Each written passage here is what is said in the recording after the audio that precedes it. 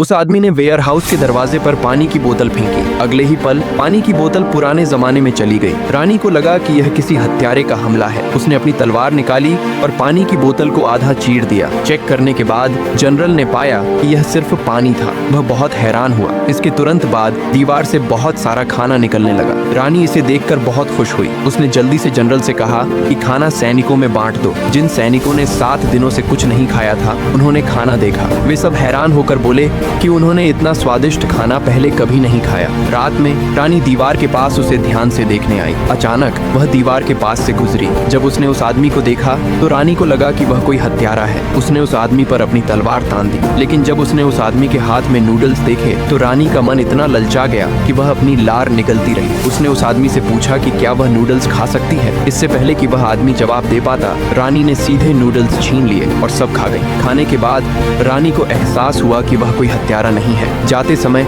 उसने उस आदमी को सोने का एक टुकड़ा दिया। फिर उसने नूडल्स के 2 डिब्बे लिए और गायब हो गई। जो हुआ उससे वह आदमी डर गया। उसने जल्दी से कैमरे के रिकॉर्ड चेक किए लेकिन उसे कैमरे में कुछ भी नहीं दिखा। उस रात उस आदमी ने सोने की एक फोटो खींची और उसे जांच के लिए एक एक्सपर्ट के पास भेज दिया। जब वह अगले दिन उठा तो एक्सपर्ट ने उसे बताया कि सोना एंटीक था और इसकी कीमत 2 मिलियन पर थी। वह आदमी इतना हैरान हुआ कि वह लगभग बिस्तर से गिर ही गया था। इसी समय रानी फिर से प्रकट हुई और उस आदमी को गिरा दिया। रानी ने सोना, चांदी और गहने निकाले, ये कहते हुए कि वह खाना खरीदना चाहती है। जब उस आदमी ने यह देखा तो उसने तुरंत कहा कि वह गोदाम से जो चाहे ले सकती है। एक दूसरे को जानने के बाद उस आदमी को पता चला कि रानी पुराने जमाने की है। अपने सामने दयालु रानी को देखकर वह आदमी उससे बहुत प्यार करने लगा। तब से वह आदमी अक्सर रानी को मॉडर्न सप्लाई में मदद करता था। उसने न सिर्फ पानी के पाइप से पुराने जमाने का बहुत सारा पानी भेजा बल्कि रानी को बहुत सारी मॉडर्न डिशेज भी दी। लेकिन एक दिन